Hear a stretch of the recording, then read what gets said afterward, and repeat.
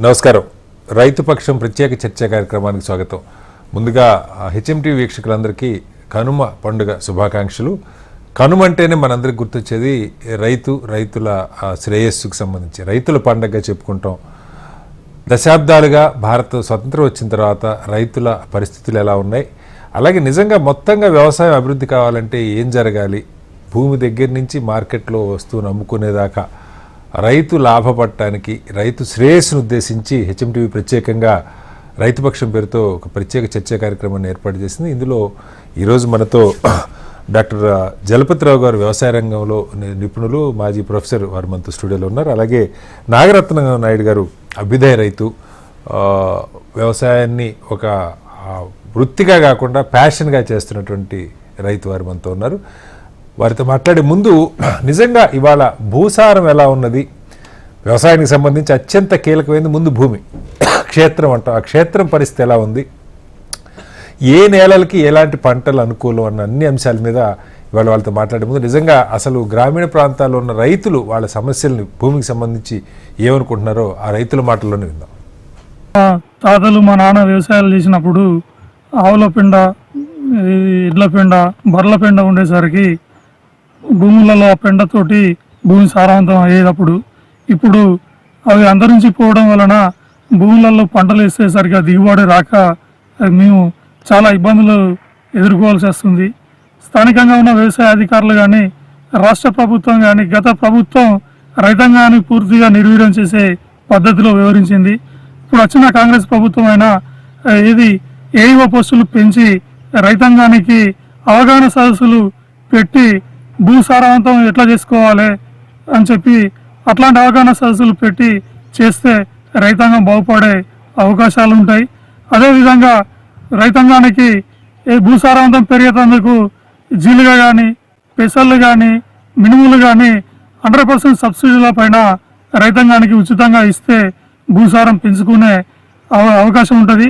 ఇప్పుడున్న పరిస్థితులు ఏమైందంటే అగ్రికల్చర్ ఆఫీసర్లు అందుబాటు, అంటే ఒక క్లస్టర్కు సరిపోయే ఆఫీసర్ లేకపోవడం వల్ల ఏమైందంటే వాళ్ళకున్న పని భారం వల్ల అందరి రైతులకు సరిపోతలేరు.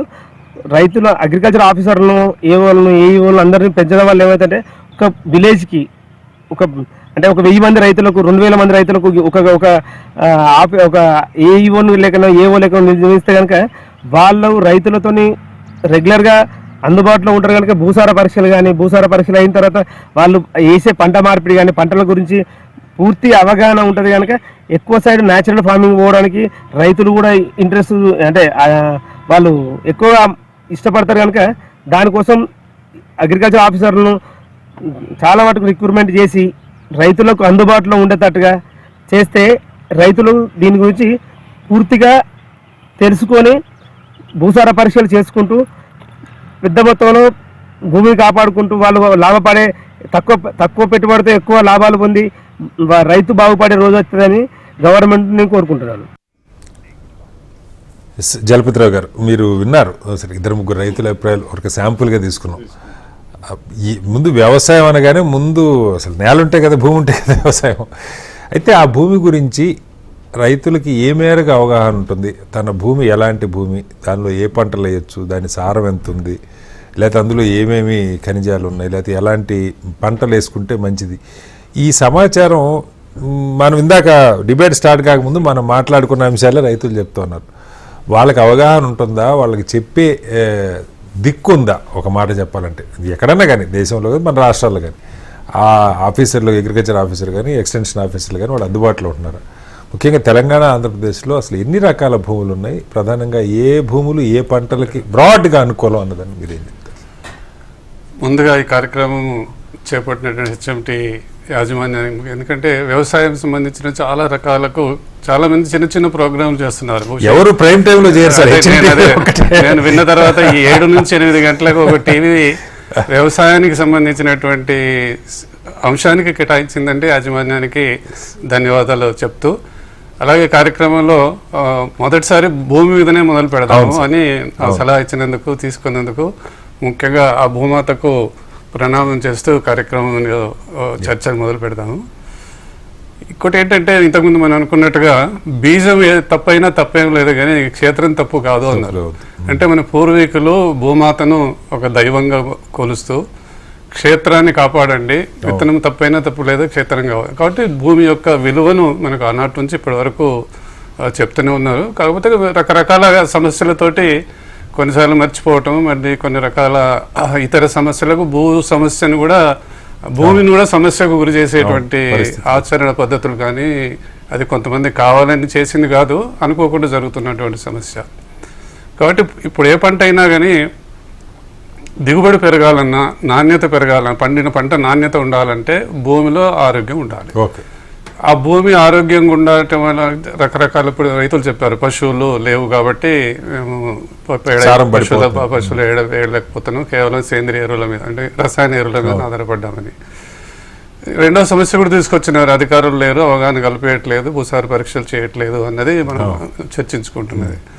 సో ముందుగా ఇప్పుడు మీరు అడిగిన దాన్ని చూస్తుంటే రైతులు చేస్తున్నటువంటి చిన్న పొరపాట్లు ఏంటంటే, నేను ముందుగా వాళ్ళ దగ్గరికి వస్తాను. ఈ భూసారాన్ని కాపాడటంలో వాళ్ళకున్న సమస్యలను మనం ఒప్పుకుందాం. ప్రభుత్వం అంటే సహాయం చేస్తే తప్ప కొన్ని చేయలేము. ముఖ్యంగా ఇది పచ్చిరొట్ట విత్తనాలు అందుబాటులో ఉండాలన్నది ఒక సమస్య అయితే, అనువుగాని భూముల్లో పంటలు సాగు చేయటంలో రైతులు మీ నిర్ణయం ఎంతవరకు కరెక్టో రైతులు ఆలోచించుకోవాలి. ముఖ్యంగా మా యూనివర్సిటీ పాత వైస్ ఛాన్సలర్ మేమంతా తెలంగాణ చూసుకున్నట్టయితే తేలిక నీళ్ళల్లో పత్తి సాగు చేసేవాళ్ళు. ఇది వద్దు, పత్తి పంట కేవలం నల్లరేగడి భూముల్లోనే, బ్లాక్ కాటన్ సాయిల్ అంటాం మనం. ఆ సాయిల్కే బ్లాక్ కాటన్ అంటే ఆ ఒక భూమిని నిర్ణయిస్తున్న ఒక పంటకు అనుకూలంగా ఉంటుంది అన్నటువంటి. కాబట్టి మన పూర్వీకుల నుంచి వచ్చినటువంటి పరిజ్ఞానం ఇది. కొంచెం నీరు నిల్వ ఉంచుకునేటువంటి పంటలలో నీరు ఎక్కువ వాడుకునేటువంటి పంటలు వేయటం, అదే తేలిక భూములలో జొన్న, కొన్ని రకాలైనటువంటి నీరు తక్కువ వాడుకొని, ఎరువులను తక్కువ వాడుకునే పంటలు. అంటే భూమి యొక్క నీటి నిల్వ ఉంచుకునేటువంటి శక్తిని బట్టి కానీ, భూమిలో ఉన్నటువంటి పోషకాహార విలువలను బట్టి కానీ పంటలు సాగు చేయాలండి. కొద్దిగా ఎక్కువగా ఎరువులు వాడుకునేటువంటిది, ఎక్కువ నీరు వాడుకునేటువంటి కొంచెం సారవంతమైన భూములలో అలాంటి పంటలు సాగు చేయటం. కొంచెం అంటే ఎక్కువ నీరు నిల్వ ఉండలేనటువంటి సారవంతం కానటువంటి భూములలో కొన్ని చిన్న పంటలు, అంటే చిన్న అంటే తర్వాత మనం చర్చలు చూసుకుంటాం, జొన్న అనుకోండి, ఉలువ అనుకోండి, నానా రకాల పంటలు డిమాండ్ వాటికే పెరుగుతుంది. ఉత్పత్తి తగ్గింది కాబట్టి డిమాండ్ పెరుగుతుంది. కాబట్టి ఇది సహజంగా మనకు పూర్వీకుల నుంచి వచ్చినటువంటిది. ఇది శాస్త్రం చెప్తుంది, మనకు అనుభవం కూడా చెప్తుంది. కానీ సమస్య ఏమొచ్చిందంటే, రైతుని అడిగితే సార్ మార్కెట్ విలువను బట్టి మేము పంటలు సాగు చేస్తున్నాము. తేలిక భూములలో 2 క్వింటాలు 3 క్వింటాలు వచ్చినా చాలు అన్నటువంటి ఆ పద్ధతిలో మేము పత్తి బాగా అంటే క్షేత్ర సైడ్లో తిరిగినప్పుడు చెప్పినటువంటిది. సరే, ఇది ఎన్ని సంవత్సరాలు సాగుతుందని చూసినప్పుడు ఇది ఎల్లకాలం సాగదు ఈ పద్ధతి. తేలిక భూములలో పత్తి వేసినట్టయితే ఇది రాదు. అది ఎంత బెట్టం తట్టుకునే పంట అయినప్పటికీ కూడా తేలిక భూములలో కష్టము, దిగుబడి తగ్గుతుంది. ఆ పత్తి ఏరడానికి కూడా కూలీల ఖర్చు కూడా సరిపోదు అని అనుకున్నాము.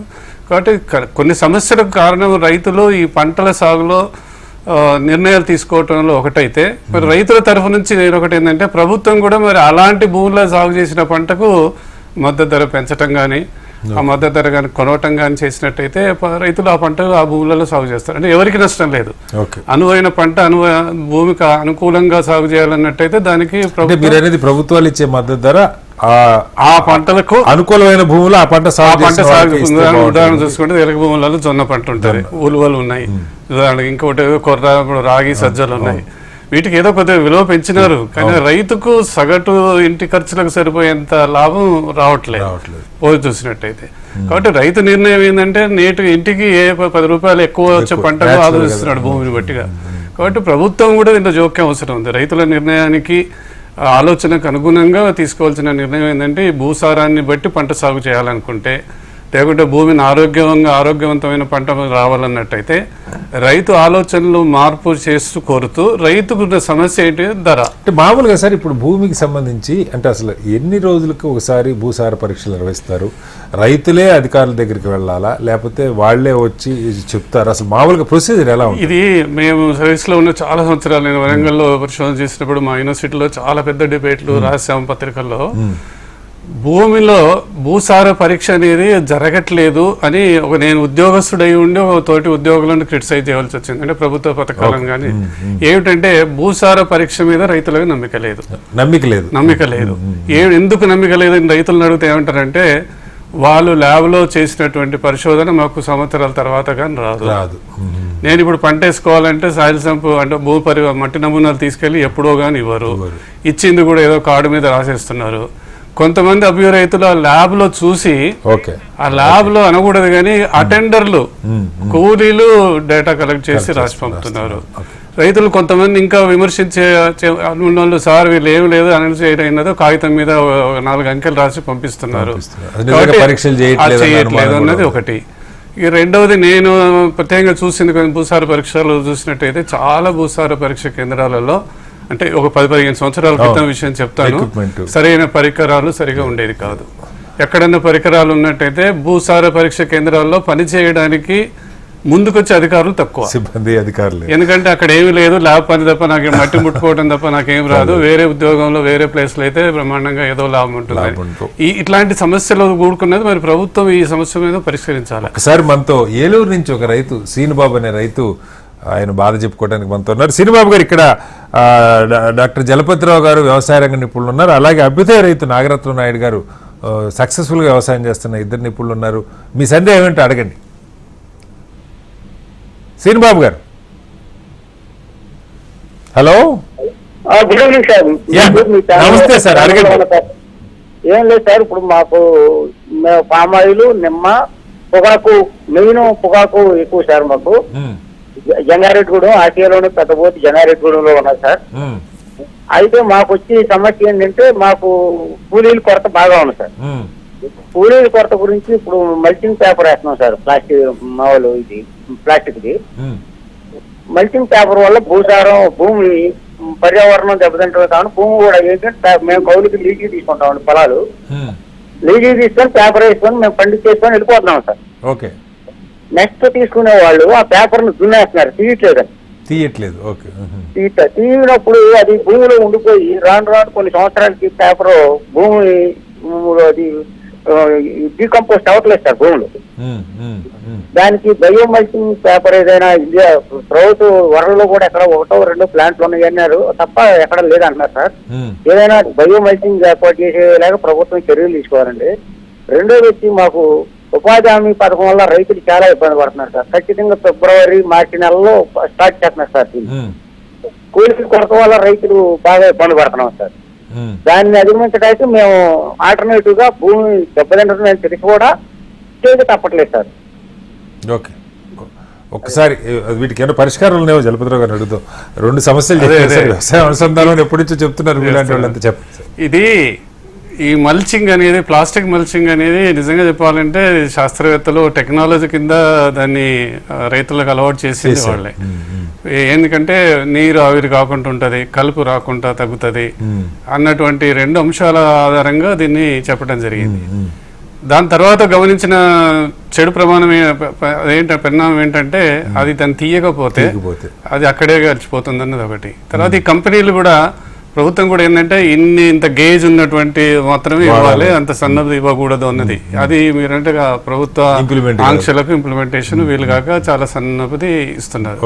అది పంట పండే లోపల అది ఆల్మోస్ట్ చినిగిపోవటం చేయటం, ఇది భూమితో కలిసిపోతుంది. ఇది గమనించినటువంటి సమస్య. ఇంతకుముందు రైతు అడిగినట్టుగా దాన్ని డిగ్రేడబుల్, ఇప్పుడు బయోడిగ్రేడబుల్ ప్లాస్టిక్ డిగ్రేడబుల్ బ్యాక్టీరియాను కనుక్కున్నామని అంటున్నారు. కానీ ఇది ఎంత తొందరగా ఆచరణకు తీసుకొస్తే అంత మంచిది. నిజంగా ఆయన రైతు చక్కగా చెప్పినారు. ఇతర సమస్యలతో పాటు ప్లాస్టిక్ ఆ మొత్తంలో ఇట్లా భూమిలో కలిసిపోయినట్టయితే అది కంటిన్యూ అవుతుంది. 1 సంవత్సరం కాదు కదా, మళ్ళీ సంవత్సరం వేస్తాడు, మళ్ళీ సంవత్సరం వేస్తారు. కాబట్టి ఇది దీనికి మీరు అన్నట్టుగా యూనివర్సిటీస్, శాస్త్రవేత్తలు, ఇన్స్టిట్యూషన్స్ అతి తొందరగా ఈ సమస్యకు పరిష్కారం తీసుకొస్తారు అనుకున్నా. ఇప్పుడు నాకు తెలిసినంత వరకు ఇప్పటి వరకు అయితే లేదు. ఓన్లీ థియరిటికల్గా బయోడిగ్రేడబుల్ సూక్ష్మక్రిములు ఉన్నాయి అన్నది మాత్రమే ఉంది. కానీ క్షేత్రస్థాయిలో తీసుకొచ్చి ఇచ్చి వాడకంలోకి తీసుకొచ్చి ఇచ్చినటువంటి సందర్భాలు మాత్రం అవుపడతలేవు. కాబట్టి శ్రీనివాసరావు గారు చెప్పినటువంటి సమస్య బహుశా ఈ ప్రోగ్రాం చూసినటువంటి ప్రభుత్వ సంస్థలు దీన్ని తొందరగా కనుక్కోకపోతే అవుతుంది. ఎందుకంటే చాలా ప్రాంతం ముఖ్యంగా మిరప, ఆయన మిరప చెప్పలేదు, తెలంగాణను గుంటూరు ఆంధ్రలో మిరప సాగు చేసే చాలా మంది రైతులు ఎన్నో సంవత్సరాలుగా ఈ ప్లాస్టిక్స్ వాడుతున్నారు. వాడినప్పుడు మేము చాలా సంతోషపడ్డాం, కానీ 3-4 సంవత్సరాల తర్వాత తీయట్లేదు అని తెలిసిన తర్వాత బాధ అనిపించింది. ఈ బాధకు పరిష్కారాలు వస్తాయని శ్రీనివాసరావు గారు మీకు మీ ప్రశ్నతోటి దీనికి సమాధానం ఈ ప్రోగ్రాం చూసినటువంటి అధికారులు తొందరగా కనుక్కుంది. నాగరత్న నాయుడు గారు మాట్లాడే ముందు మరికొంతమంది రైతుల అభిప్రాయాలు కూడా ఒకసారి విందాం. సరే, మాకు 2 ఎకరాలు ఉంటుంది. ఈ భూమి అప్పుడు పశువులు ఉన్నప్పుడు పోసినాము, మన దగ్గర ఉన్నది అప్పుడు భూములు మంచిగా ఉన్నవి, పంటలు పండినాయి. ఇప్పుడు ఆ పశువులు లేవు, ఈ ఎరువులతో పోతే భూములు కూడా ఏమంతా మంచిగా వస్తలేవు, పంటలు కూడా మంచిగా వస్తలేవు. ఈ మందులు కొడితే కూడా మునుపటోలే అవి పని చేస్తలేవు. ఇక మేము ఏది చేసినా ఈ రోజులలో పెట్టుబడి వస్తలేదు. ఏం చెప్తాం మేము? ఇప్పుడు మాకు కూడా పశువుల పెంట తగ్గింది. 2 నెలలకో వాళ్ళకి వీలైనప్పుడు, నెలకో 2 నెలలకో ఎప్పుడైనా వాళ్ళు వచ్చి ఈ మందులు వాడితే పైరు మంచిగా వస్తుంది, బాగుపడుతుంది, మీరు బాగుపడతారు అనేది వాళ్ళే వచ్చి మాకు చెప్తే మేమైనా వాళ్ళు చెప్పిన పని చేస్తాం. నేను ఇక్కడ 45 ఎకరాల పొలం కొని ఆధునిక పద్ధతిలో వ్యవసాయం చేయాలని, రైతులకు ఎటువంటి లాభాలు వస్తాయని చెప్పి దాని మీద ఇన్వెస్టిగేషన్ చేసుకుంటూ అవగాహన పెంచుకొని రైతులకు కూడా ఆధునిక సదుపాయాలు కల్పించాలనే ఆలోచనతో చేస్తున్నాను. మొట్టమొదటిది మనకు వచ్చే వ్యవసాయంలో మొట్టమొదటిది ఏంటంటే మనం ఒకే పంటని కంటిన్యూగా వేస్తుంటాము. అది తప్పు విధానము. దానివల్ల సాయిల్ అంతా పాడైపోతుంటుంది. దానికి మధ్య మధ్యలో క్రాప్ హాలిడేస్ కానీ కొత్త క్రాపులు కానీ వేయాలి. లైక్ వరి ప్యాడీ వేసే వాళ్ళకి మధ్యలో పెసర, మినుము, వేరుశెనగ ఇటువంటివి వేయాలి. ఇంకో క్రాప్ హాలిడేస్ అనేది కంపల్సరీగా ఉండాలి. నాగరత్న నాయుడు గారు, మీరు దశాబ్దాలుగా హైదరాబాద్ నగర సరిహద్దుల్లోనే వ్యవసాయం చేస్తూ ఉన్నారు. మీ అనుభవంలో అంటే భూసారానికి సంబంధించి లేదా భూమిని సారాన్ని పరిరక్షించడంలో అంటే మీరు ఎన్ని సంవత్సరాల నుంచి చేస్తున్నారు, ఎలాంటి పద్ధతులు అవలంబిస్తున్నారు, ఒకసారి డీటెయిల్గా చెప్తారు. కనుమ పండుగ రైతులందరికీ శుభాకాంక్షలు. Thank you. ఈరోజు కనుమ పండుగతోటే పశువుల పండుగ. అవును. ఆ పశువులను సంరక్షించుకోలేకపోవడం వల్లనే ఇన్ని అనర్థాలకి ఆస్కారం ఉంది. కాబట్టి ఆ పశువులను మళ్ళీ పునరుద్ధరించాలని రైతులు కూడా కోరుకుంటున్నాం. ప్రభుత్వం కూడా దానికి సహకారం అందించాలనేది మా ఉద్దేశం. ఈరోజు భూమి ఎట్లా తయారైందంటే బరియల్ గ్రౌండ్ లాగా తయారైపోయింది. అందులో ఉన్న సూక్ష్మజీవులు ఒక్కటి లేవు, అన్నీ నశించాయి. మళ్ళీ పునరుద్ధరించాలంటే ఏం కావాలి? ఈ కెమికల్ ఫర్టిలైజర్ని మానితే కానీ అవి జరగదు. ఇప్పుడు బాగా అడక్ట్ అయిపోయింది, డ్రింక్స్కు అడక్ట్ భూమిని కూడా అలా అడక్ట్ చేసేసారు. అది తిరిగి మళ్ళీ జీవం పోసుకోవాలంటే జీవ పదార్థాలు దానికి వేయాలి. సో పశువులే కాకుండా అజిలోస్పెరమ్, అజిటోబ్యాక్టీరియా, జీవన ఎరువులు కూడా శాస్త్రవేత్తలు కనిపెట్టినవి కూడా వేయడం వల్ల భూసారం పెంచుకోవచ్చు. మల్చింగ్ పద్ధతి ఉంటుంది. సో పచ్చి రొట్టెని కూడా వేసి దున్నుకోవడం ఉంటుంది. ఇప్పుడు మేమైతే గత 33 సంవత్సరాలుగా వ్యవసాయం చేస్తున్నాం. ఏ రోజు కూడా 1 గ్రామ్ ఫర్టిలైజర్ కానీ 1 డ్రాప్ పెస్టిసైడ్ కానీ వాడిన దాఖలాలు 33 ఏళ్ళ నుంచి మా దగ్గర ఇంత చిన్న స్ప్రేయర్ కూడా లేదు. ఇప్పుడు అది చూపించే పొలం కూడా మాదే. ఒకప్పుడు అంత రాళ్ళు ఉన్నాయి, 1000 అడుగుల రాళ్ళు కూడా నుంచి తీసాము.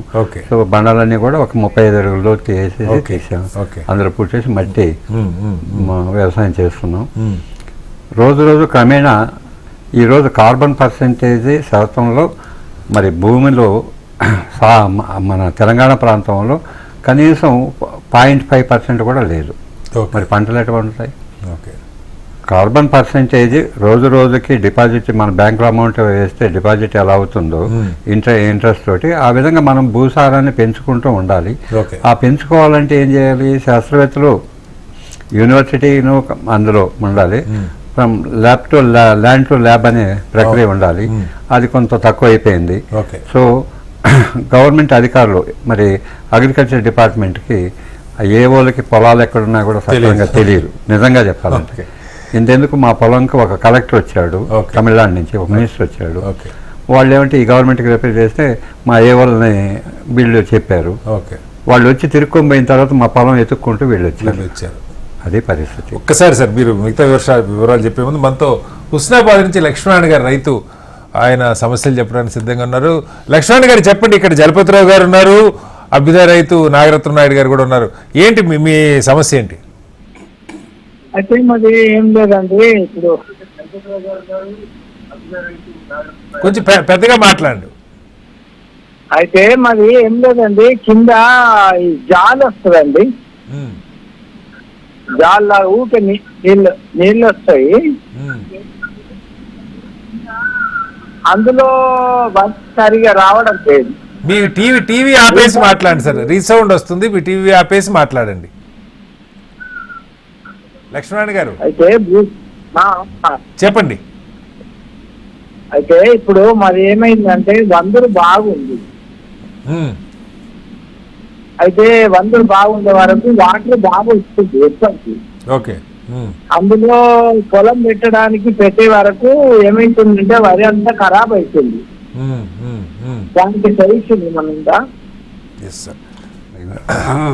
జాలిపొలం అది, నీరు ఎక్కువ వస్తుంది అంటున్నారు, చెప్పండి సార్. జాలిపొలం కాబట్టి దాని చుట్టూ ట్రెంచ్ తీసేస్తే కొంతవరకు నయం అవుతుంది. ఓకే. సో వాళ్ళు ఏ పంట వేసుకోవాలనేది క్లియర్ గా చెప్పలేదు. వరి అంటున్నారు, ఇబ్బంది అవుతుందంటే ట్రెంచ్ తీసేస్తే ఆ జాలి పోతుంటుంది. ఓకే. కొంచెం ఆరుదడిగా కానీ పెడితే దానిలో పిలకలు కూడా బాగుంటుంది. మనం ఏం చేస్తున్నామంటే ఈరోజు ప్యాడీని పెట్టేటప్పుడు paddy is a water plant అనేది అందరికి అలా అయిపోయింది. కానీ paddy is not a water plant, it requires water అనేది సిద్ధాంతం. అది నీటి మొక్క కాదు, వరి లోటస్ లాగా నీళ్లు కావాలి. ఇప్పుడు లెస్ వాటర్, తక్కువ నీళ్ళు ఇస్తే ఆ వేరు ఉధృతంగా చొచ్చుకుపోవడానికి ఆస్కారం ఉంటుంది. ఆ వేరు వ్యవస్థ బాగా ఉన్నప్పుడు మట్టిలో ఉన్న మైక్రోన్యూట్రియన్స్ కూడా అబ్జర్వ్ చేసుకుంటుంది. ఇప్పుడు మనం 2 ఇంచులు నీళ్ళు ఇచ్చేసరికి ఏమవుతుందంటే కింద భాగం కుళ్ళిపోతూ ఉంటుంది. మీరు ఎన్ని బస్తాలు డిఏపి వేసినా, ఎన్ని బస్తాలు యూరియా వేసినా కూడా ఏమవుతుందంటే ఆ సాయిల్ లూజ్గా ఉంటుంది. దాని రూట్స్ చూడండి ఎంతే ఉంటుంది. కొత్త రూట్స్ వస్తే మళ్ళీ బ్లాక్ అయిపోతుంటాయి. షుగర్ పేషెంట్కి 100 రకాల స్వీట్స్ చుట్టూ పెడితే కూడా దాన్ని చూసి ఏడవలసిన తినే పరిస్థితి లేదు. ఆ విధంగా నీళ్లు అధికంగా ఇవ్వడం వల్ల దిగుబడి కూడా తగ్గుతూ ఉంది. కాబట్టి మనం ఏం చేయాలంటే నీరుని తక్కువ చేయాలి. ఎప్పుడు కనీసం పిలకలు పెట్టే దశ అంతా అయ్యేంత వరకు అయినా నీళ్లు తక్కువ ఇచ్చినట్లయితే సో పిలకలు ఎక్కువ వస్తాయి, దిగుబడి కూడా బాగా వస్తుంది అనేది మా ఉద్దేశం. అందులోనే వస్తుంది కాబట్టి సైడ్లో మనం ట్రెంచ్ లాగా తీసేసి కిందికి పంపించేసేసి పొలం చేయొచ్చు. అట్లాగే దానికి కూడా ఇంకా జీవం కావాలి కాబట్టి సో మనం ఆర్గానిక్ మెటీరియల్ అనేక రకాలుగా జీవామృతం ఉంది, ఘనజీవామృతం ఉంది, వీటన్నిటిని కూడా అప్లై చేసుకోవచ్చు. మెయిన్గా అంటే పచ్చి రొట్టె ఉంటుంది. ఆ పచ్చి రొట్టెను వేసినట్లయితే ఇప్పుడు మా దగ్గర అంటే వేప చెట్లు ఉధృతంగా ఉంటాయి. వేపాకు వేయడం వల్ల అంటే నైట్రోజన్ ఫిక్సేషన్ అవుతుంది, క్రిమి సంహారకంగా కూడా పనిచేస్తుంది. అది కొంత ఫస్ట్ ఒక 20 days ఆ లీవ్స్ అన్ని డీకంపోజ్ అవుతాయి. ఆ 20 days డిసీజ్ రాదు. దాని బెరడ్ ఒక 25 days వరకు కుళ్ళుతూ ఉంటుంది, దాని డిసీజ్ రాదు. తర్వాత కాండం కొడుతుంది, సో క్రాప్ ఎండ్ అవుతుంది. మనతో గంగాధర్ గారు ఒంగోలు నుంచి మరో రైతు ఉన్నారు.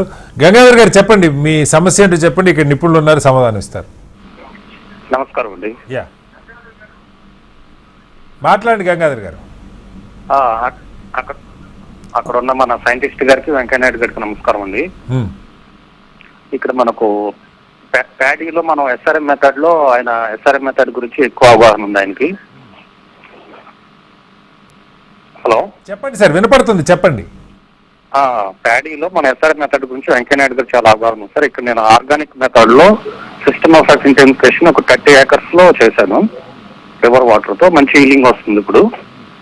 బట్ కానీ ప్రభుత్వాలు చాలా ఎంకరేజ్మెంట్ కూడా చేస్తున్నాయి కొంతవరకు. కానీ నేనే దాన్ని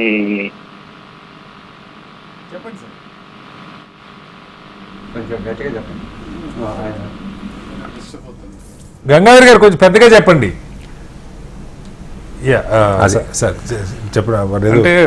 అంటే వారి అనుభవాలు చెప్తున్నారు. గంగాధర్ గారు ఏంటంటే బహుశా మంచి అభ్యుదయ రైతులాగానే ఉన్నారు. ఎందుకంటే అన్ని ఎకరాలలో వరి సాగు చేస్తున్నారు, నూతన పద్ధతులలో చేస్తున్నారు అన్నారు. సమస్య ఏంటో లేదు కానీ బట్ ఆ పద్ధతి వరకు వెళ్ళిన రైతుకు పెద్ద సమస్యలు ఏం రావద్దు. బహుశా తన అనుభవం చెప్పాలనే ఉద్దేశం ఏంటది. గవర్నమెంట్ నుంచి పెద్ద ప్రోత్సాహం లేదని చెప్తా ఉన్నారు. ఇది గవర్నమెంట్ నుంచి ప్రోత్సాహం అంటే చేసే పద్ధతుల మీద కానీ దీని మీద కష్టం కానీ బట్ ఆఫీసర్లు మీరు అన్నట్టుగా చాలా మంది రైతులు అన్నట్టుగా దగ్గరలో అనుభవం ఉన్నటువంటి వ్యవసాయ శాస్త్రవేత్తలు కానీ అధికారులు కానీ కొంచెం ఫ్రీక్వెంట్గా వెళ్ళి అక్కడ ఉన్న సమస్యలకు కొద్ది పరిష్కారం చూపెట్టగలిగితే బాగుంటుంది. గంగాధర్ గారు మీ దగ్గరికి రావాలి, లేకుంటే గవర్నమెంట్ అంటే గవర్నమెంట్ అధికారులు అనే ఉద్దేశంగా నేను అనుకుంటున్నాము. కాబట్టి మీకు ఏదైనా సమస్య ఉన్నట్టయితే మీరు తప్పనిసరిగా మాతో పాటు కానీ అంతతో పాటు మీ అనుభవాలు పంచుకోవచ్చు. ఈ కార్యక్రమం కాదు, తర్వాత అయినా కానీ మా నంబర్లు మీ దగ్గర ఉంటాయి. ఒకవేళ మాకు వ్యక్తిగతంగా ఏమైనా అనుభవం తెలియకపోతే మాకు సంబంధించినటువంటి నిపుణులతోటి మీ దగ్గర మీ జిల్లాలో పనిచేసినటువంటి అనుభవం శాస్త్రవేత్తలతో కూడా చెప్పే అవకాశం ఉంది. బహుశా ఈ కార్యక్రమం చూస్తున్న అధికారులు మాత్రం తప్పనిసరిగా రైతు పొలాన్ని ఒకసారి వెళ్ళి రైతుతో మాట్లాడితే బాగుంటుంది. మరో రైతు తన సమస్యలు ఏంటో హెచ్ఎంటీవీకి చెప్పే ప్రయత్నం చేస్తున్నారు. ఒకసారి వారి మాట్లాడదాం. మా జిల్లాలో సారవంతమైన భూములు, నల్లరేగళ్ళు, అలాగే ఎర్ర చిలకలు, దుబ్బలు, అలాగే ఇసుక నేలలు కూడా కలిగి ఉంది. అయినప్పటికీ కూడా ఈ ఫెర్టిలైజర్స్ ఇవి వేయటం వల్ల, ఫెర్టిసైడ్స్ వేయటం వల్ల భూసారం అనేది భూమి కోల్పోయింది. ఇప్పటికే చాలా పంటలు పండక, మందులు ఎంత వేసినా కూడా పండకపోతున్నటువంటి స్థితి ఉంది. దీనికి ప్రభుత్వం కూడా తీసుకోవాల్సినటువంటి చర్యలు, అది భూసార పరీక్షలు చేసి టైంకి, అలాగే ఏ చేనులో ఏ భూమిలో ఏ మందులు వేయాలనేటువంటి ఆలోచనని కలిగించేటువంటి స్థితి లేదు. వాళ్ళు భూసార పరీక్షలు తీసుకెళ్లిన తర్వాత కనీసం రిజల్ట్ పంపడానికి చాలా రోజులు పడుతుంది. ఈ లోపల పంటలు వేసేస్తారు, మళ్ళీ రొటీన్ గా అయ్యేటువంటి పరిస్థితి కనబడుతుంది. అంతే. అంతకుముందు గత రోజులలో మాకు గొర్రెలు ఉండేది, ఆవులు బర్రెలు ఉండేటివి. ఆ ఎరువుతోనే మేము పోసి పంట దిగుబడి బాగా వచ్చేది. ఇప్పుడు ఆవులు తక్కువైనాయి, బర్రెలు తక్కువైనాయి. ఈ పశువులు లేకపోవడం తన ఈ ఎరువులు తక్కువయి రసాయనిక ఎరువులు కాబట్టి పంట దిగుబడి వస్తలేదు. గత ప్రభుత్వాల నిర్లక్ష్యంతో అధికారులను విలేజ్లకు పంపక, భూసార పరీక్షలు చేయలేక రైతాంగం అంతా వెనుకబడ్డది. కనీసం ఇప్పుడు ఈ కాంగ్రెస్ ప్రభుత్వం అన్నా ఇక్కడ ఉన్న ఎమ్మెల్యే గారు చొరవ తీసుకొని, ఇక్కడ ఉన్న అధికారులు కొంచెం చొరవ తీసుకొని రైతుల దగ్గరికి వచ్చి భూసార పరీక్షలు చేస్తే మాకు కొంచెం అక్కడ ఏ మందులు వేయాలి, ఎట్లా వేయాలి అనేది చేస్తే మేము దానికి తగ్గ మందులు వేస్తాం. పంట అత్తలేదు 2-3 ఏళ్ళే, అట్టుగా ఎర్రబడిపోతుంది. మందులు వేస్తే అటే పోతుంది, వేసుడు అవుతుంది, కొట్టుడు అవుతుంది. నదులు ఎరువు పోసుకున్నాం కానీ ఇప్పుడు ఏం లేదు, ఎడ్లు లేవు, గొర్రెలు అన్ని నమ్ముకురేవులు, ఏదైనా కొనిపోతామన్నా దొరుకుతలేదు. మందు ఏ మందు వేసినా అటే పోతుంది, ఎర్రగా అవుతుంది.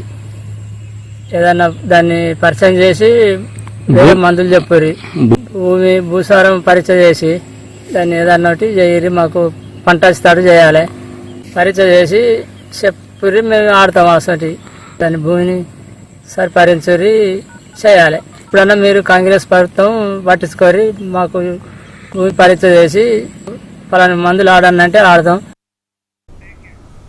మనతో మరో రైతు రామదాస్ దోర్నకల్ నుంచి ఫోన్ లైన్లు అందుబాటులో ఉన్నారు. రామదాస్ గారు, మీ సమస్య చెప్పండి, ఇక్కడ నిపుణులు ఉన్నారు, వాళ్ళ సమాధానం ఇస్తారు.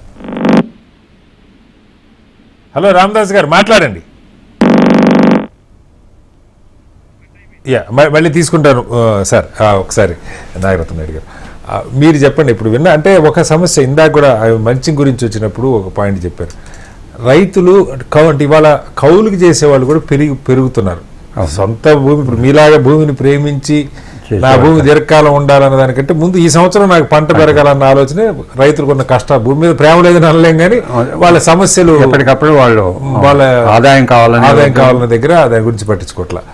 ఇది ఒక సమస్య కనపడుతుంది. నిజంగా రైతుకి అసలు సమాచారం ఇవ్వటం ప్రధానంగా 2 చెప్తూ ఉన్నారు.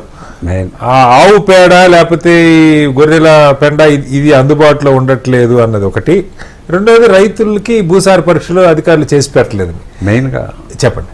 మెయిన్గా ఇప్పుడు ఏ మండలాల్లో అధికారులు ఉన్నారు, ఎక్కడ ఏ పొలంలో ఏ పంట వేస్తున్నారు కనీసం వచ్చి రిపోర్ట్ రాసుకునే పరిస్థితి కూడా లేదు.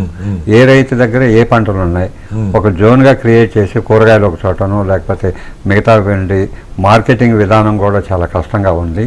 అందువల్ల ఇప్పుడు భూసార పరీక్ష అనేది వాళ్ళందరూ చెప్పిన విధానం కూడా భూసారం పరీక్ష చేసిన తర్వాత మళ్ళీ ఇప్పటికో రిపోర్ట్ ఇస్తుంది. అదేం పెద్ద సమస్య కాదు. ఎప్పటికప్పుడు నెక్స్ట్ డేనే భూసార పరీక్ష చేసి ఇవ్వచ్చు. ఇప్పుడు ఒక సుమారుగా ఎన్ని వేల ఎకరాలకు ఒక భూసార పరీక్ష కేంద్రాలు ఉన్నాయి సార్ మీ అంచనాలు? మామూలుగా ఒక మండలంలో ఇంకా ఆ ఏవాళ్ళను ఒకరు ఇద్దరు ఎక్కువ పెంచి ఆ ఏవాళ్ళు చేసే పని వాళ్ళు చేయడం లేదు. వాళ్ళకి ఇంకా అదనపు వర్క్ ఇవ్వడం వల్ల అంటే మిగతా గవర్నమెంట్ వర్క్లు ఇవ్వడం వల్ల వాళ్ళు ఈ రైతుల గురించే మర్చిపోయారు. రైతులు ఎవరు పట్టించుకోవడం లేదు. రైతులు ఎవరితోనూ కంప్లైంట్ ఇచ్చే పరిస్థితి లేదు. అదే ఇంకా ఎక్కడైనా చిన్న అవకతవక జరిగితే ఇమీడియట్ గా కంప్లైంట్ ఇస్తే అది రెక్టిఫై అవుతుంది. ఈ రైతు ఏమైనా ఎవరితో చెప్పుకోవాలని తెలియకుండా ఈ భూసార పరీక్షలు అనేది అసలు జరగడమే లేదు కొంతవరకు. ఎప్పుడో ఎవరో ఒక కొంత నాలెడ్జ్ ఉన్న వాళ్ళు భూసార పరీక్షకి ఇస్తే అది నెల కొద్దిగా ఉంటుంది. వీళ్ళు చెప్పులు ఎరిగేలాగా తిరగాలంటే కష్టం అవుతుంది. ఎప్పటికప్పుడు ల్యాబ్ రిపోర్టు ఇమీడియట్ గా రైతుకి అందజేయాల్సిన బాధ్యత ప్రభుత్వం. భూమి సారంతో పాటు దానికి ఏమేస్తే ఎలాంటి పంట వేస్తే బాగుంటుంది భూసార పరీక్ష చేసినప్పుడు దానికి నైట్రోజన్ ఎంత ఉంది, భాస్వరస్ ఉంది, ఎంత అవసరం ఉంది అని తెలియజేసే ప్రక్రియ రైతుకి తెలియాలి కదా. తెలియజేయడం ఎవరు చేయాలి? ప్రభుత్వ అధికారులు చేయాలి. వాళ్ళేమో తక్కువ అయిపోయారు. వాళ్ళని ఎక్కువగానే రిక్రూట్ చేసి వాళ్ళు చేయాల్సిన పని వాళ్ళు కూడా చేయనివ్వకుండా వేరే పనులు అప్పచెప్పడం కూడా జరుగుతుంది. మనతో ఇంకొక కాలర్ కూడా ఉన్నారు, సంతోష్ కుమార్ గారు, ఆదిలాబాద్ నుంచి మరో రైతు. సంతోష్ గారు చెప్పండి, ఇక్కడ జలపతిరావు గారు ఉన్నారు, నాగరత్న నాయుడు గారు ఉన్నారు, మీ సమస్య ఏంటో చెప్పండి. సార్ ఇది మన ఆదిలాబాద్ జిల్లా. ఈ ఆదిలాబాద్ జిల్లాలో మరి భూసారం పెరగాలంటే ఏ పంటలు వేస్తే భూసారం పెరుగుతుంది? అంటే ఆదిలాబాద్ ఎక్కడ, ఏ ప్రాంతం? ఆదిలాబాద్ దగ్గరనే సార్, ఆదిలాబాద్ లోకల్ ప్రాంతమే. అయితే ఈ రొటీన్ పంటలు కాకుండా భూసారం పెరిగే పంటలు మన తెలంగాణ రాష్ట్రంలో మన సైంటిస్టులు ఏం సూచిస్తున్నారు? ఒకసారి జలపతిరావు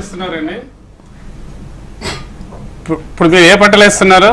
ఇప్పుడు పత్తి వేస్తున్నాం సార్. పత్తి కదా, ప్రతి సంవత్సరం అదే కదా.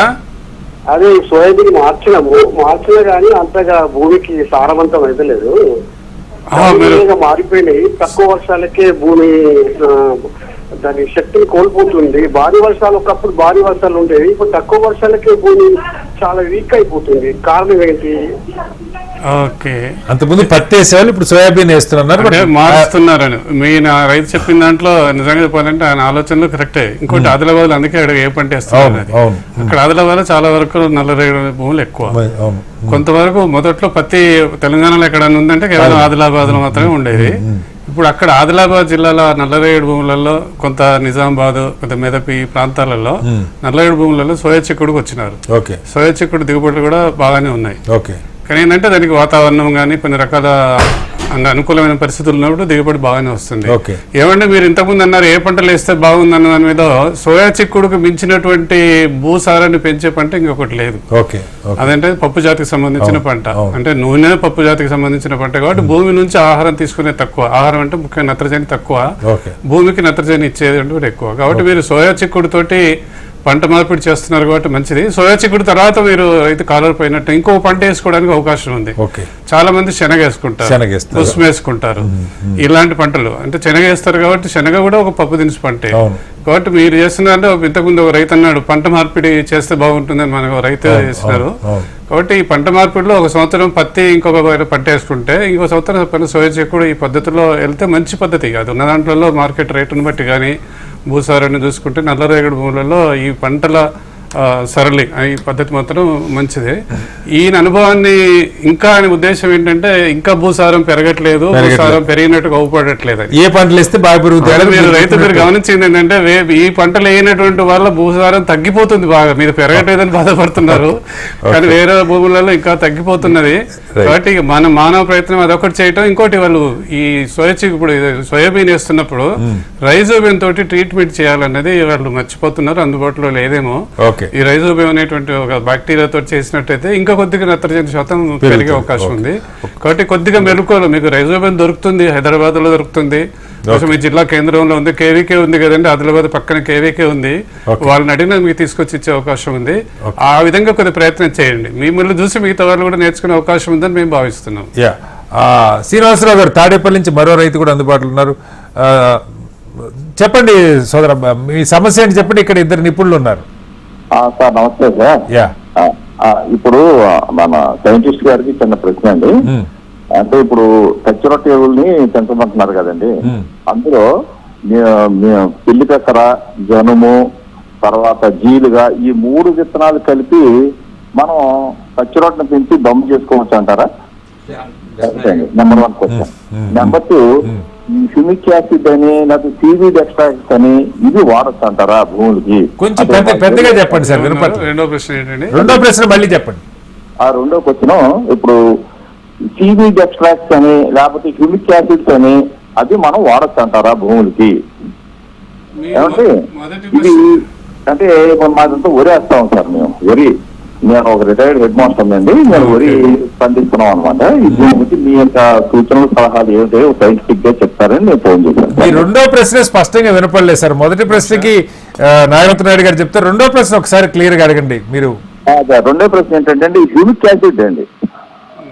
ఓకే ఓకే, ఒక్కసారి పచ్చిరొట్ట వేయడం 100% నైట్రోజన్ ఫిక్సేషన్ వస్తుంది. 3 కలిపి కూడా వేయచ్చు. 3 కలిపి అని చెప్పారు. కలిపి కూడా దున్నచ్చు. మనం నవధాన్యాలు కూడా చేసుకునేసి కూడా దాన్ని కలిగి దున్నచ్చు. ఇప్పుడు జీలుగా, జనుము ఇవన్నీ కూడా దున్నడంలో నైట్రోజన్ ఫిక్సేషన్ ఎక్కువగా అవుతుంది. కార్బన్ పర్సెంటేజ్ కూడా పెరగడానికి ఆస్కారం ఉంటుంది. ఓకే, అది తర్వాత మీరంటే మార్కెట్ లో అమ్ముతున్నాయన్నీ మంచి కావండి. దయచేసి రకరకాల కంపెనీలు, పేరు చెప్పకూడదు కానీ పెద్ద పెద్ద పేరు ఉన్నటువంటి కంపెనీలు కూడా ఏమాత్రం చాలా విలువ తక్కువ ఉన్నది విలువ ఎక్కువతోటి అమ్ముతున్నారు. దయచేసి హ్యూమిక్ యాసిడ్లు ఇలాంటివన్నీ అవద్దు. మీరు ప్రతి సంవత్సరం పచ్చిరొట్ట ఎరువు సాగు చేస్తూ ఉండండి. వీలైతే మీకు రెండవ పంటకు వరికి బదులుగా ఇంకేదైనా పంట అవకాశం ఉన్నట్టయితే, ఇప్పుడు మీకు తడపల్లిగూడెం కాబట్టి మొదటి నుంచి ఆడ మామూలుగా మినిమం వేసేటువంటి అలవాటు. అయితే తర్వాత అది ఎందుకో ఈ మధ్య తగ్గిపోయింది. ఒకప్పుడు మంచి పద్ధతులన్నీ మర్చిపోతున్నాము. మరి రకరకాల కారణాలు ఉంటాయి బహుశా రైతు కోణం నుంచి. వీలైతే ఆ పంటను ఒక సంవత్సరం, ప్రతి సంవత్సరం కాకపోయినా ఒక సంవత్సరం వీలైతే ఒక సమూహంగా రైతులు మినుము వేసుకున్నట్టయితే భూసారం అంటే వేరుశనగ కష్టం లేదు, దున్నేయాల్సి వస్తుంది. ఇదైతే వరి ఉన్నప్పుడే వరిలో చల్లేసేసి పెడతారు. కాబట్టి ఏంటి, మీరు ఈ పచ్చిరొట్ట ఎరువులు మాత్రం మీరు 3 కలిపేసుకోవచ్చు, విడివిడిగా వేసుకోవచ్చు. కానీ మిమ్మల్ని కోరేది ఏంటంటే చాలా మంది ఇక్కడ పిల్లి పెసర విత్తనాలు అడుగుతున్నారు. మీ నంబర్ నేను తర్వాత తీసుకుంటాను.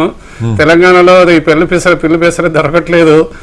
ఆంధ్రాలో ఉంటుందని ఒకటి రైతు నంబర్ తీసుకుంటాను. మిమ్మల్ని తర్వాత కావాల్సిన రైతుకు ఇస్తాము. పిల్లి పెసర విత్తనాలు మీ దగ్గర ఉంటే వారికి పంపించే ప్రయత్నం చేయండి. ఓకే, మనతో శివప్రసాద్ గారు బాపట్ల నుంచి మరో రైతు ఉన్నారు. శివప్రసాద్ గారు మాట్లాడండి. ఇక్కడ ఒక అభ్యుదయ రైతు, ఒక వ్యవసాయ రంగ శాస్త్రవేత్త ఇద్దరు ఉన్నారు. చెప్పండి శివప్రసాద్ గారు. ఎవరి కాలు కట్టయింది నాగరత్న నాయుడు గారు.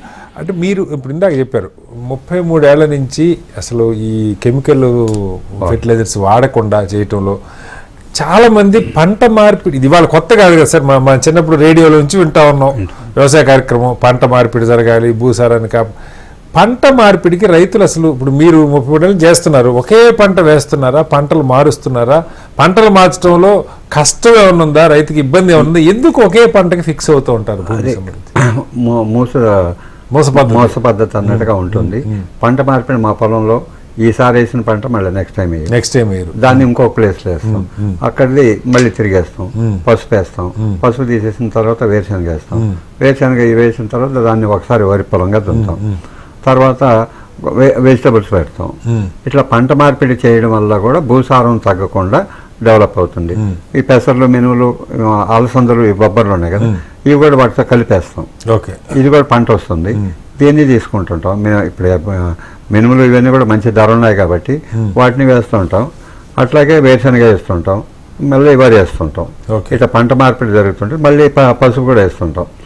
నాకు ఇంకొక ప్రశ్న, ఇందాక రైతులు అడుగుతుంటే చాలా మంది ఇప్పుడు మనం కెమికల్స్ వాడద్దు, ఆవు పెండ ఇవి వాడండి అంటే ఆవు పెండ దొరకట్లేదన్న సమస్య చెప్తున్నారు. అంటే ఊర్లలో పాల సేకరణ కేంద్రాలు ఉన్నాయి, ప్యాడ్ ఉంది, అనేక డైరీలు పాలు తీసుకెళ్తుంది. మరి పేడ ఏమవుతుంది? రైతులకు దొరకట్లేదా? అసలు పేడ వాడకుండా డైరీలు ఉన్నాయి, బోల్డెన్ డైరీలు, ఈ పెండ ఏమవుతుంది సార్? పెండ ఉన్నా ఇప్పుడు అడక్ట్ అయిపోయారు రైతులు కూడా. అదే చాలా మంది మాకు పెండ దొరక్క మేము వాడుతున్నాం చెప్తాం. దొరికిన ధర ఎక్కువగా ఉంది. మనం డిఏపి బస్తా అయితే మందులు కొట్టేవాడికి ఆర్డర్ ఇస్తే ఇమీడియట్ గా చేస్తాడు, జీతకాండి చల్లమంటే చల్లేస్తాడు. తద్వారా మనకు వచ్చిన నష్టం ఎంత అనేది కూడా మనం గమనించడం లేదు. కాబట్టి ఒక డిఏపి బస్తాకు ప్రభుత్వం కూడా 2,000 రూపాయలు సబ్సిడీ ఇస్తుంది. Okay, central government, state government. అదే ఆర్గానిక్ మెథడ్లో చేసే రైతుకి ఏమి ఇస్తున్నారు? ఏమి లేదు.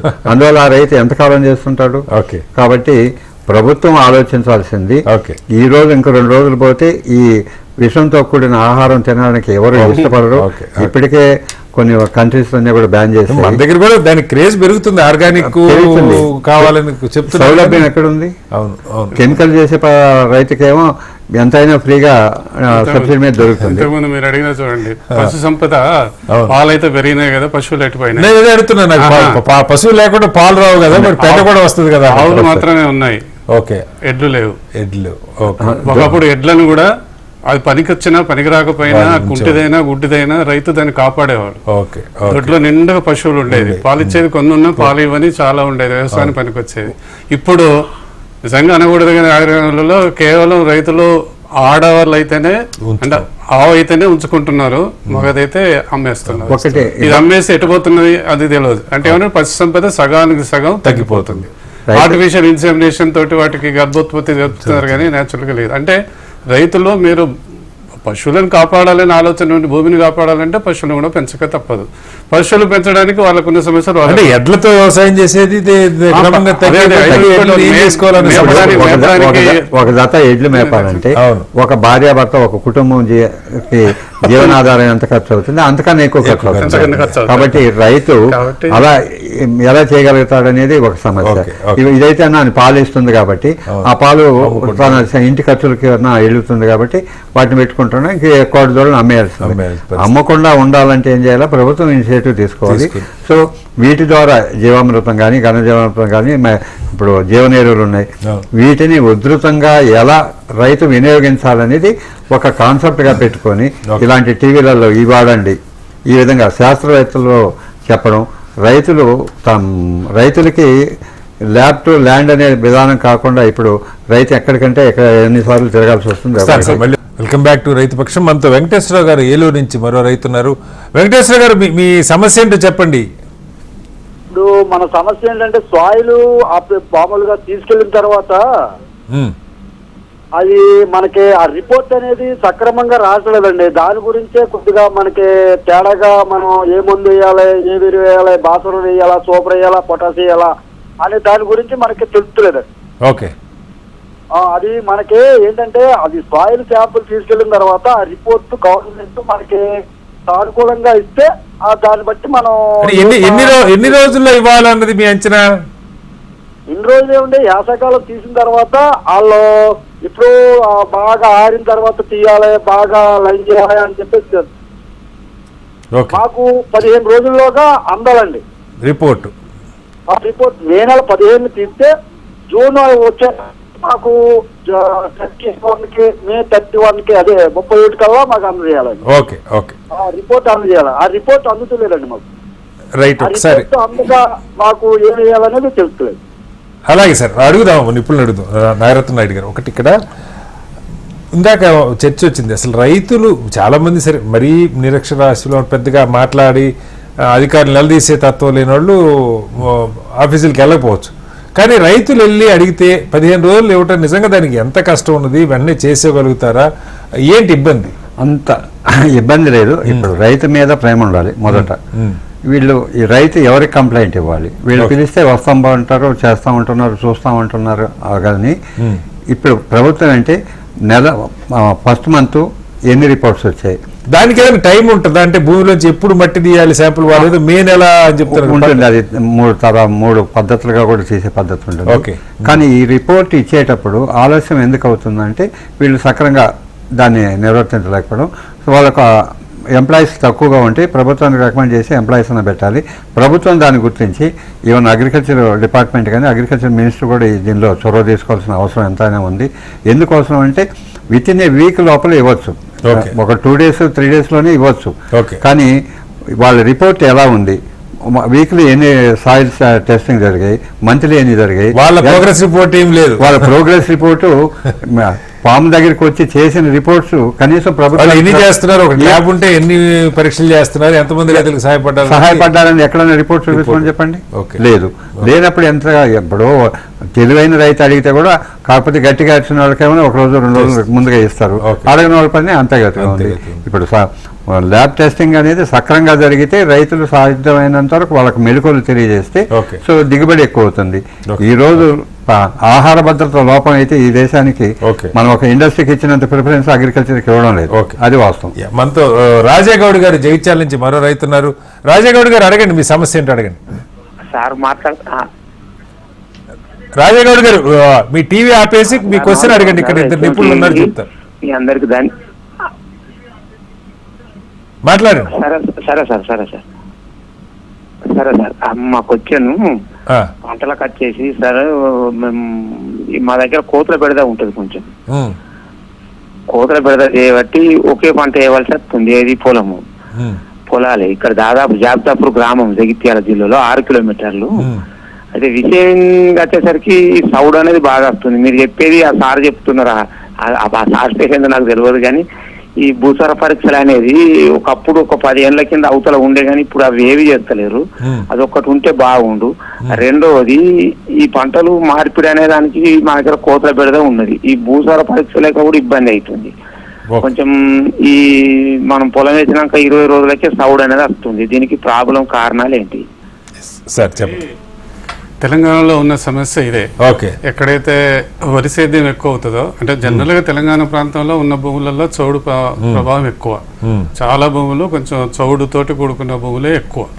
దాంట్లో అంటే వరుసగా వరి సాగు చేయటం, నీరు నిల్వ ఉండటం, ఇలాంటివన్నీ జాలు పెట్టే భూములలో ఇంకా చౌడు ఎక్కువ. ఇంతకుముందు ఒక రైతు హుస్నాబాద్ దగ్గర నుంచి మాట్లాడారు, నీరు ఎక్కువ నిలబడ్డదండి. ఆ భూములలో చౌడు పేరకపోతుంది, చౌడు పేరకపోతే జింకు లోపం వస్తుంది.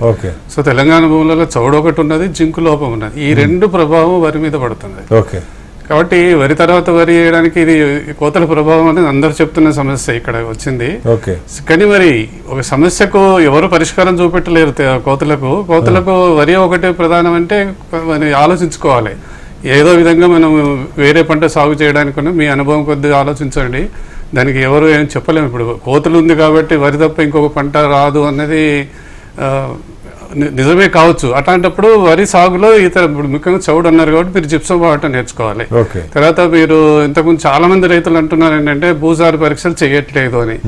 కానీ మీరు భూసారం అంటే మీరు మట్టి నమూనాను తీసుకెళ్లి మీ ఆఫీస్లో ఇచ్చి మళ్ళీ వారం తర్వాత ఫోన్ కూడా ఉంది కదా, మీరు అన్నట్టు ఆఫీస్కి అవసరం లేదు, ఫోన్ కూడా ఉంది. ఫోన్ తీసుకెళ్లిపోయి సార్ నేను పలానా రోజు శాంపుల్ ఇచ్చాను, నాకు కావాలి, ఎందుకంటే మళ్ళీ వచ్చే సంవత్సరం లోపల నేను జిప్సం ఎంత వేయాలి, జింక్ ఎంత వేయాలి. కాబట్టి అన్నది కొంతమంది రైతులను అడిగినట్టయితే కొద్ది అధికారులలో ఈ పని చేసేటువంటి మనస్తత్వం పెరుగుతుంది, జవాబుదారం పెరుగుతుంది. కాబట్టి నేను రైతులను కోరేది ఏంటంటే వచ్చి తీసుకెళ్లాలనేది వాళ్ళ బాధ్యత అయినప్పటికీ మనం తీసుకెళ్లి ఇచ్చే అవకాశం ఉన్న రైతులు ఇవ్వండి. మామూలు చిన్న రైతులు, ఆ పరిజ్ఞానం లేని రైతులకు ఉన్నోళ్ళు సాయం చేయండి.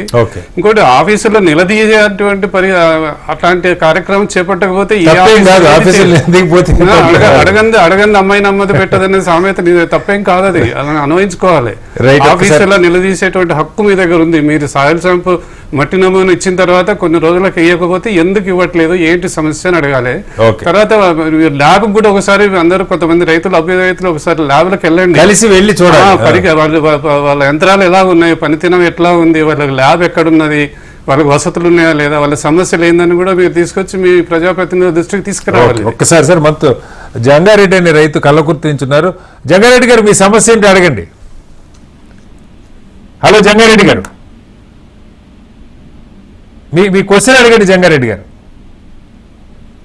Okay right. ఆఖరి ఒకసారి నాగరత్న రెడ్డి గారు, ఫైనల్గా అంటే రైతులకి ఇప్పుడు 2 సమస్యలు మీరు లేవనెత్తున్నారు. ప్రభుత్వాల నుంచి భూసార పరీక్షలకైనా ఒక టైం లిమిట్ కానీ, లేదంటే కోడి దూడలు పెంచడానికి కానీ, లేదా ఆవు పెండ డిఏపి మీద ఇచ్చిన సబ్సిడీ, ఇంకా ఏం డిమాండ్లు మీ నుంచి ఉన్నాయి? మొదట మనకు నేచర్ ఫార్మింగ్ కావాలి. విషం లేని ఆహారం దేశానికి అందించాల్సిన బాధ్యత రైతు మీద ఉంది, ప్రభుత్వం మీద అంతకన్నా ఎక్కువగా ఉంది. ఈరోజు రైతు బంధు అని చెప్పేసి ఏదో ఇచ్చేసేసి దులిపేసుకోవడం కన్నా ఎవరైతే ఆర్గానిక్ ఫార్మింగ్ చేస్తున్నారో ఆ రైతుకి ప్రత్యేకంగా భూమిని బలోపేతం చేస్తున్నాడు కాబట్టి అతనికి విత్తనాలు జీలుగా జన్మ ఈ విత్తనాలన్నీ ఫ్రీగా ఇవ్వాలి. అట్లాగే ఇప్పుడు నీమాయిలు కావాలి, వేప నూనె కావాలి, ఇవన్నీ కూడా సబ్సిడీ మీద ఇచ్చినట్లయితే, అట్లాగే పశువులు పేడ ఉంది, పశువుల పేడను కూడా జీవామృతం ఎట్లా వాడాలి, ఇప్పుడు ఎక్కువగా డంప్ చేసేవాళ్ళు ఇదివరకు అంత లేదు కాబట్టి లేనప్పుడు కూడా దాన్ని జీవామృతం ద్వారా ఎలా అందించాలి, సో ఘనజీవామృతం ఎలా వేయాలి, ఏ పంటలకు వేయాలి, సో అజిలోస్పర్మ్ అజిటోబ్యాక్టీరియా ఏ మోతాదులో వేయాలి, ఈ మెళుకువలు కూడా రైతుకి తెలియపడాల్సిన బాధ్యత ప్రభుత్వానికి. అది లేకపోవడం వల్ల ఇప్పుడు ఏమవుతుందంటే అంతకుముందు అయితే ఎక్కువగా ఉండింది కాబట్టి వేసేస్తున్నారు మోతాదుగా, ఇప్పుడు లేవు. ఎందుకంటే వాటిని పోషించడం కూడా రైతుకి చాలా భారం అయింది. ఆ భారం కావడం వల్ల తక్కువ అవుతున్నాయి. తక్కువ అయినప్పుడు దీనికి సబ్స్టిట్యూట్ ప్రభుత్వం దానికి ఎవరైతే గుర్తించి ఏ పంట పండిస్తున్నారో ఆ రైతు ఫస్ట్ ఇయర్ ఆర్గానిక్ చేస్తున్నాడా, సెకండ్ ఇయర్ చేస్తున్నాడా, మేమేమంటున్నారంటే విచ్చలవిడిగా రైతుకి ఎరువులు వేసేదానికి 5 బస్తాలు, ఒక ఎకరానికి 4 బస్తాలు డిఏపి వేస్తున్నాడు, 2 బస్తాలు యూరియా వేస్తున్నాడు. దాదాపు 10-12 వేల రూపాయలు ప్రభుత్వం దానికి సబ్సిడీ కింద ఇస్తుంది. మరి నేచర్ ఫార్మింగ్ కానీ ఆర్గానిక్ ఫార్మింగ్ చేసే వరకు ఎలాంటి సదుపాయాలు. మంచి పాయింట్. ఒకసారి సార్ ఆఖరిగా మీరు ఒకటి అంటే బ్రాడ్గా మీకు మొత్తం తెలంగాణ మీద అవగాహన ఉంది. తెలంగాణలో భూసారంలో ఉన్న ప్రధానమైనటువంటి సమస్యలు రైతులు పంటకి మధ్యలో ఏం చేస్తే బాగుంటుంది? ఇది అంటే మనం ఉన్న ఈరోజు సమస్య చూసుకున్నట్టయితే నేను వరంగల్లో ఉన్నప్పుడు నేను స్వయంగా మేము భూసార పరీక్షలు చేయటం మా దగ్గర ఉండేది. నేను భూసార పరీక్ష కేంద్రాలలో అంటే వ్యవసాయ శాఖ అధీనంలో ఉన్న పరీక్షించి ఒక 10-15 సంవత్సరాలలో వాళ్ళు చేసినటువంటి పరీక్షలలో ఫలితాలను చేసినట్టయితే తెలంగాణలో ప్రత్యేకంగా భూములలో భాస్వరం నిల్వలు బాగా పెరిగిపోయినాయి. ఒక 30-40 సంవత్సరాల క్రితం తెలంగాణ భూములలో భాస్వరం అది తక్కువ ఉండేది, అది మధ్యస్థంకు పోయింది, మధ్యస్థం నుంచి ఎక్కువ శాతం వరకు పోయింది. ఎందుకోనంటే మనం డిఏపి వాడటం ఎక్కువ చేసాం. డిఏపి ఎరువులో భాస్వరం నిల్వలు ఎక్కువ. సో ఆ భాస్వరం నిల్వలు పత్తిలో అదే 1 బస్తా 2 బస్తాలు అట్లా ప్రతి సంవత్సరం వేసుకుంటూ పోతే నిల్వలు ఉంటాయి. అది బాగా నత్రజని లాగా మామూలు గాల్లో నీళ్ళలో కరిగిపోయేటువంటిది కాదు. అది ఆ నిల్వలు పేరుకుపోయి ఏ లెవెల్కి వెళ్ళినాయంటే అది అధికంగా ఖర్చు కాకుండా భాస్వరం ఎక్కువ ఉన్నప్పుడు జింకు లోపం వస్తుంది. ఈ వరి భూములలో చాలా ప్రాంతాలలో చౌడు ఉండటం ఈ భాస్వర నిల్వలు ఎక్కువ కావడంతో జింకు లోపం అవుతుంది. కాబట్టి ఇది అన్నిటికీ కారణం ఈ భాస్వరం అవుతుంది. కాబట్టి నేను ఏ భూమి పరీక్ష చేయకపోయినా నేను చెప్తున్న చాలా మంది రైతులకు భాస్వరం మోతాదును బాగా తగ్గియండి అన్నది ఒకటి. తెలంగాణ ప్రాంతంలో మీరు మళ్ళీ సూపర్ ఫాస్ఫేట్ వాడటం చేయాలి. ఈ చిలక భూములలో సల్ఫర్ అని గంధకం యొక్క ప్రాముఖ్యత ఎక్కువ ఉంటుంది. కాబట్టి సూపర్ ఫాస్ఫేట్ వాడండి. అది పొడుగుంది, చల్లటం కష్టమవుతుంది, నెత్తిలో పడుతుంది అనుకుని ఇట్లాంటి చిన్న చిన్న సమస్యలతోటి సూపర్ ఫాస్ఫేట్ మానుకున్నారు. గుళికల రూపకంలో వచ్చింది. మీరు మళ్ళీ సూపర్ ఫాస్ఫేట్ గుళికలు వాడండి, డిఏపి మానేయండి. నత్రజని ఎరువులను యూరియా రూపకంలో కొద్ది మోతాదులలో మొక్క వినియోగించుకున్నప్పుడు కొంత మోతాదులో వాడుకుంటూ పోండి. ఇది భూసార పరీక్ష బ్రాడ్ గా పరిశీలించిన తర్వాత మీకు ఇచ్చే సూచన. కానీ ఎంతైనా కానీ మళ్ళీ రైతు తన క్షేత్రం యొక్క పరీక్ష ఫలితాలు తను తప్పనిసరిగా చేసుకోవాల్సిన అవసరం. మొత్తంగా ఈ రోజు భూమికి సంబంధించి మాట్లాడుకున్న 2-3 కీలకమైన పాయింట్లు మనకు వచ్చినాయి. ఒకటి, ప్రభుత్వం నుంచి వెంటనే జరగాల్సింది వేగంగా భూసార పరీక్షలు రైతు కోరినప్పుడు పొలం దగ్గరికి వెళ్ళి తీసుకుంటారా లేదా రైతు ఇచ్చినా వెంటనే చేస్తారన్నది ఒకటైతే, 2 న్యాచురల్ ఫార్మింగ్ చేస్తున్నటువంటి రైతులకి ఏదైతే ఇతర వాటి మీద ఇస్తున్న సబ్సిడీ ఉందో, డిఏపి మీద కావచ్చు, ఇతర యూరియా మీద ఇస్తున్న సబ్సిడీ, ఆవు పెండ మీద కానీ లేదా ఇతర నీమ్ ఆయిల్ కానీ వీటికి సంబంధించి కూడా అలాంటి ఇవ్వటం ద్వారా మనం నిజంగా న్యాచురల్ ఫార్మింగ్ని ఎంకరేజ్ చేసిన వాళ్ళు అవుతూ ఉంటున్నారు. అలాగే గ్రామీణ ప్రాంతంలో ఈ పెండ అందుబాటులో లేకపోవటం, అలాగే కోడి దూడల్ని పెంచకపోవటం కూడా ఒక సమస్యగా కనపడుతోంది. వాటికి కూడా ప్రత్యేకంగా ఏదైనా ప్రభుత్వం సహాయ సహకారాలు అందించినట్టుగైతే రైతులు పాలిచ్చే వాటిని కాకుండా ఎద్దుల్ని కూడా పెంచే అవకాశం ఉంటుంది. దాని మీద కూడా దృష్టి పెట్టాలని కోరుకుందాం.